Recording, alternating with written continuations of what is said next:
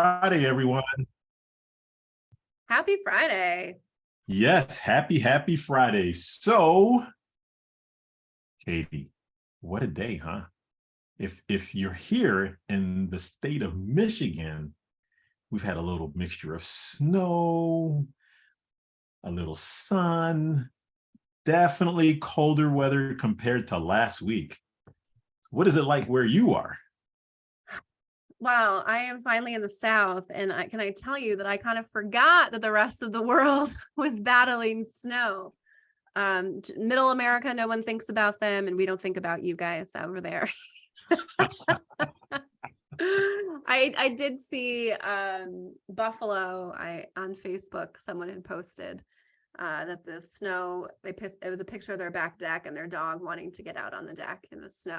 When I first saw it, I'm like, there's no way that is snow. Oh no, that is snow. Some serious snow. Apparently 3 feet. So Katie and I are here. So we normally come together on a Friday at some point between 3, 4, or 5 p.m. Eastern Standard Time to talk about performance. So I'm an NFL alum, executive coach by the name of Ziz. And my co-host is Katie E. So today we got to have some fun. So I was just thinking about Sheila E. So to be like, Katie E, explain who you are. Let's have a little dance move. Dance move. I am the chief owl over at Owl Professional Coaching, Outstanding Women Leaders. We give a hoot about you and humor too. I'm all about laughing, learning, and inspiring you along your journey. That's so awesome. That is so awesome for a lot of reasons. And, just to kind of like jump into this. So it's like 4-3-40 on Friday. So I normally talk about 4 points. We go in a little light detail. The reason why it's called 4-3-40 on Fridays is because that's the measure of speed at the NFL, or actually even at the collegiate level and even at the high school level. So if you run a 4-3-40, that means you're in the top 1% of performers. Which Ziz ran in his career. And it was handheld, so it wasn't electronic. So who really knows how fast I ran? Well, I only ran when the cops were chasing us out of the cornfields in Illinois. So there was nothing fast about my running. I just had to outrun someone else. Well, the great thing about, when you're in the top 1% and when you're striving for the top 1% is which Katie and I are really, we work with individuals who want that for themselves.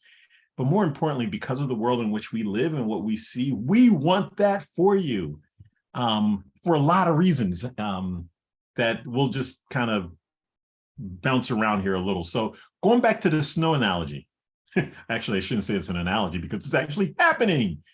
If you are the Buffalo Bills and or the Cleveland Browns, you're really sad and your season sucks. And you're stuck in some snow, I hear. Well, if you're in Buffalo, yeah, you're definitely stuck in snow. I'm not sure about Cleveland, but I could tell you from the NFL standpoint, imagine moving a game from Buffalo to Detroit and the players are home and they're like, okay, tomorrow's a travel day. Depending on what team and where you're going to, your travel day gets thrown off. So these guys are like, what am I going to do? The uncertainty of this. They're certain there's snow, there's 3 feet and it's still coming down. And how are we going to get to the game?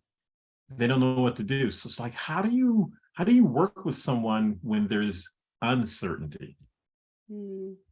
I love you, men. And what really ruffles your uncertainty feathers?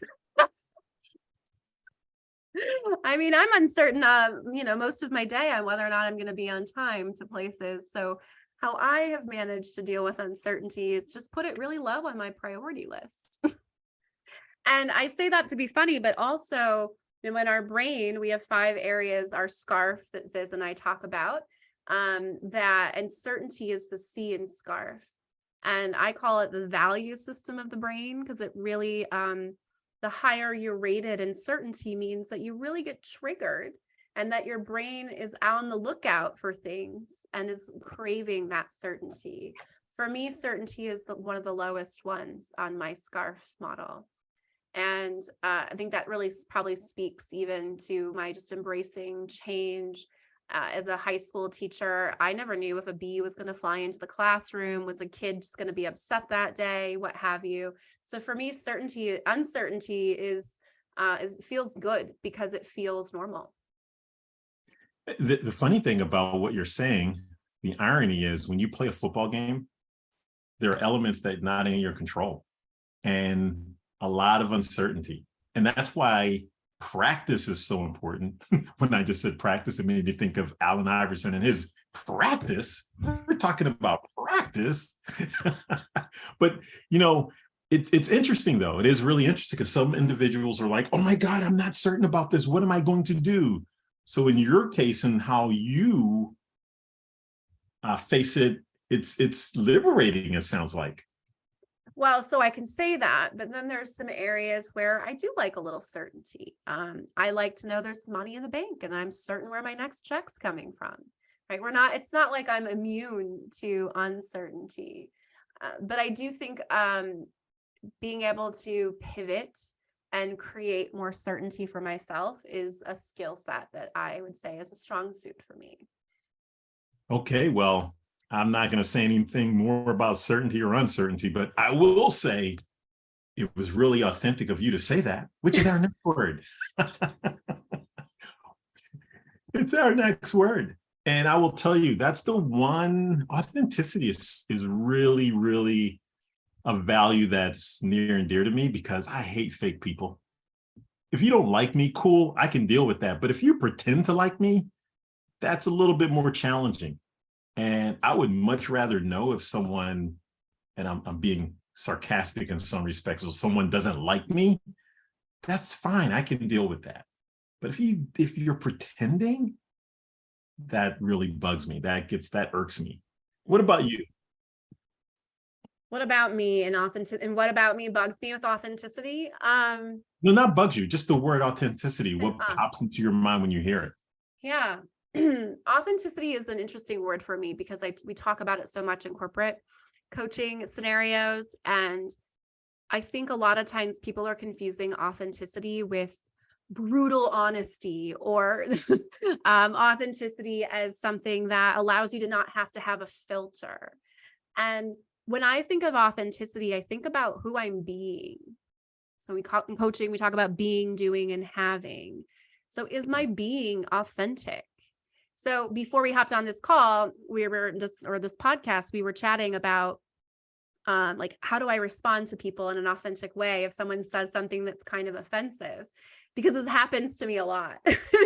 And the intention in that woman's moment, I mean, she had no idea the thing that she said, and she was not self-aware to that. But for me, authenticity oftentimes looks like just checking in with myself. Oh, that was a projection. Oh, that's not mine.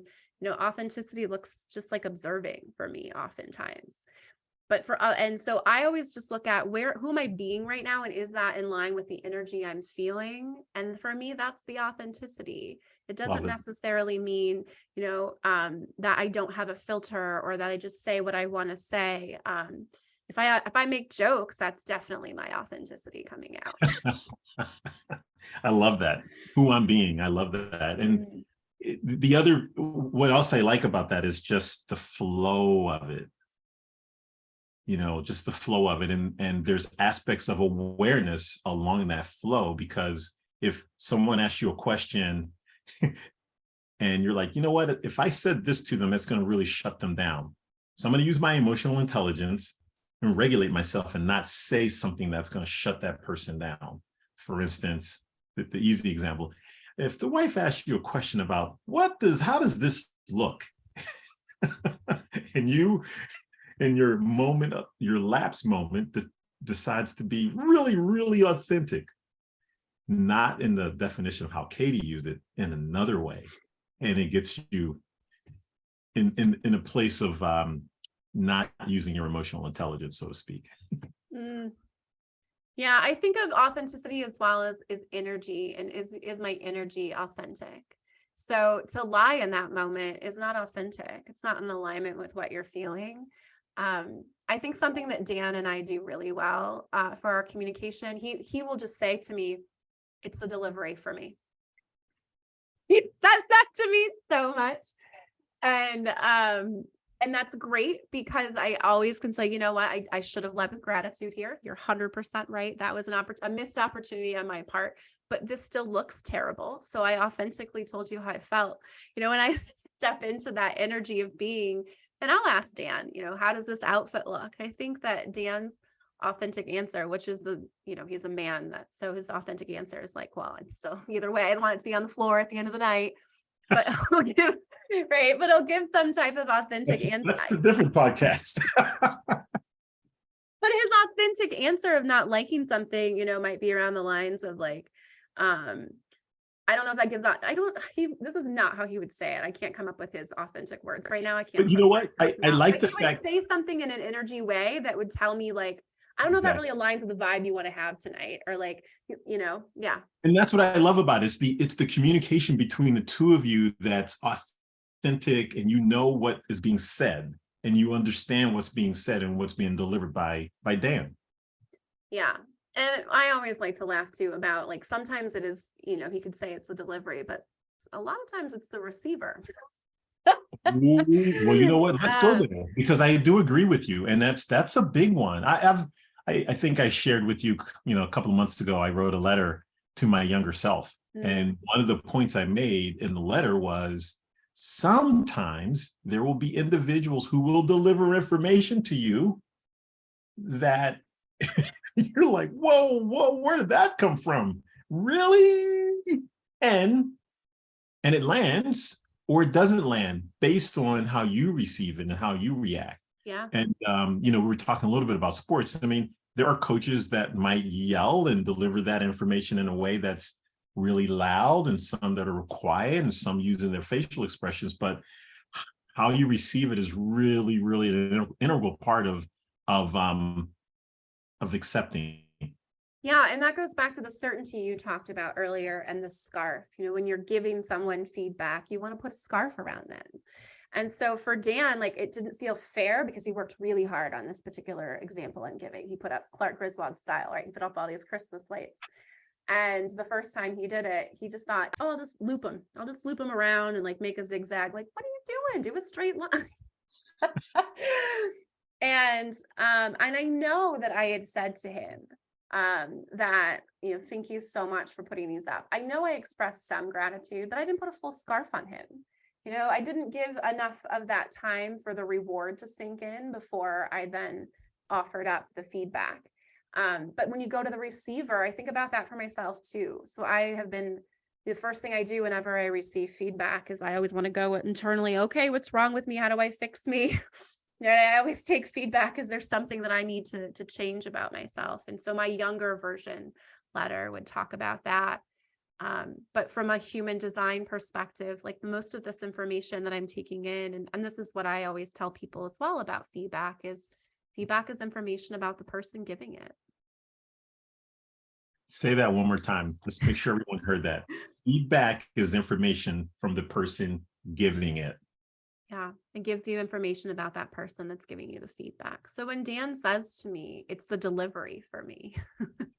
Right. That's information for me. I understand what he needs. It's not a reflection on me necessarily and how I delivered it. But I love that we have that tool I always talk about with couples and coaching of have your inside baseball language for couples. Yes. So that, and so that is not like a challenge for me to come back at him with something, right? It's your delivery for me is my chance I can laugh because I'm aware, he tells me that. And sometimes the delivery is I'm making a joke and he thinks I'm serious. And then he'll say, that's where I think that inside joke actually came for us. So do you have any inside baseball language that you use when you're telling your wife that her future wife that her dress will be better? We do is ja. We just literally say ja. And that probably came from my earlier years being a parent with my children. There was some comedian, he would say hamburger when something would happen that was just ridiculous. So my children would do something that's just like, I'd be like hamburger, and then they would go like what? And then they go, oh, and then they would figure out like something they had done was like a little out of place, or they need to correct something that they were doing. So I use the ja, ja, ja, and that's our way of going, oh, hold on, you should know that one. And it works really, really well. I think also there's just our being the energy that comes from certain signals. Because our nonverbal cues tend to show up before our verbal cues. Mm-hmm. And that's a whole separate communication thing that we can talk about at another time. But I love the fact that what we're talking about, I mean, we've hit creativity. I'm sorry, not creativity, uncertainty. I can't read my own writing. Uncertainty, authenticity. We were going to go with gratitude because of next week being Thanksgiving, but we'll save gratitude for the next one. But I would say just the communication style is probably number 3. Yeah. With receiver, and probably let's go with gratitude, number 4. Like, next week, I call it happy gratefulness week. Being culturally sensitive, and I'm laughing about it because there's so many things that can be said about that, but I think about it in a lot of different ways. So I just want to honor that. But I do look at it a little differently than I did when I'm in my younger years, based on things that I've read about that particular day, next Thursday. But to me, gratitude is all about, it's about so many things. If I wake up in the morning and I get to see another day, I'm like, yeah, I'm so happy about that. And a lot of times it's because, going back to the original premise, I get to get better each and every day. And sometimes that means reflecting upon some things I didn't do so well, or what can I do better? Listening to the feedback, seeing the blind spots. So that's my approach on gratitude. I'm grateful that I am a 1%er every day, and that my phone is charged at 1%. And so I'm grateful for the opportunities to be a 1%er in that way. And in the probably the 1% of the population that's ever had crime happen to them here in Farragut, our Christmas lights were cut by our neighbor. So again, I'm grateful to be a 1%er. It's nice to be noticed.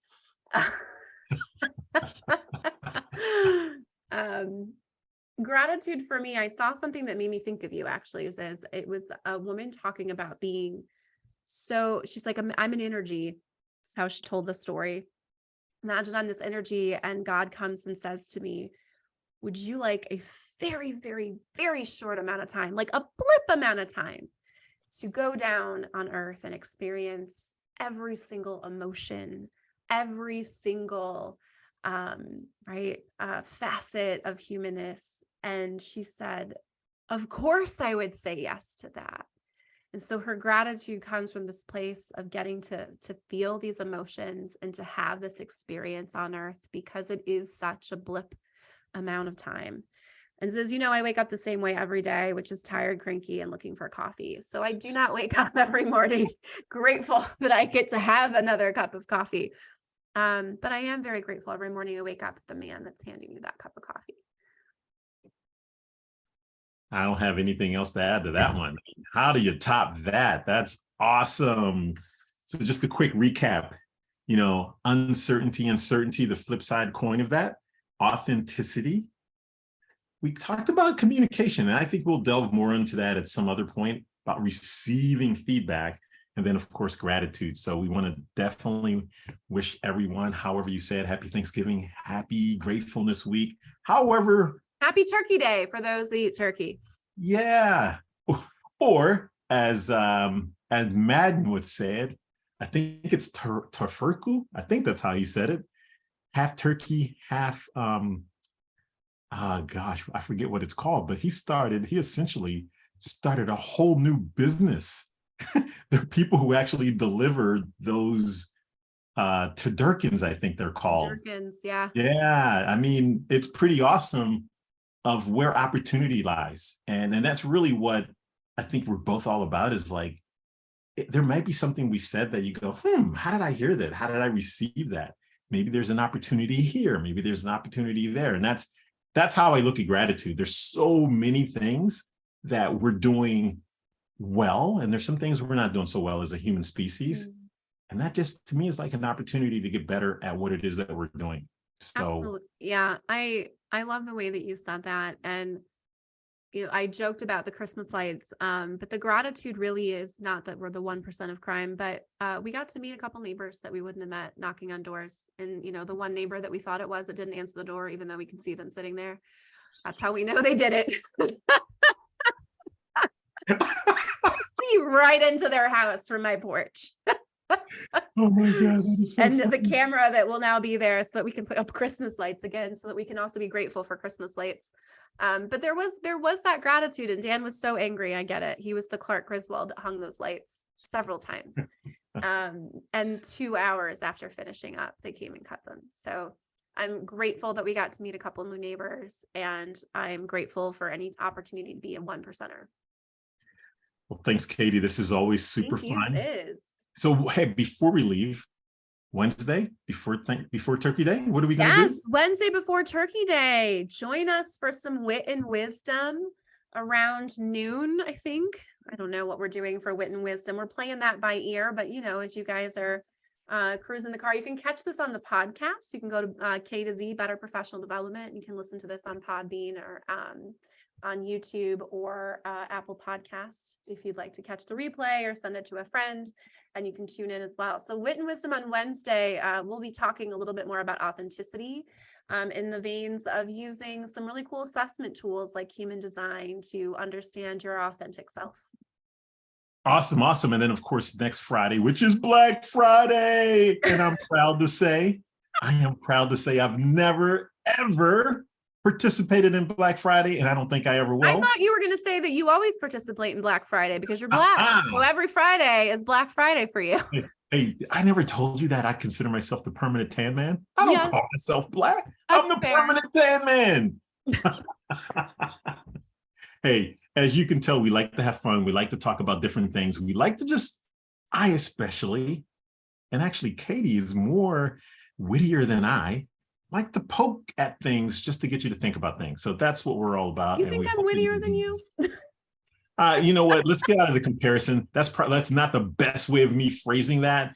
I would say there are times when your wit is just overwhelming. Fair enough. All right, I'll soak that in. I will do it. I'll soak that in. I think our quirks are both quite there, but I'll take that. Absolutely. The Wittiness Award. Thank you so much for hosting us today, Ziz. I look forward to hosting you on Wednesday. Awesome. Looking forward to it. Have a great weekend, everyone.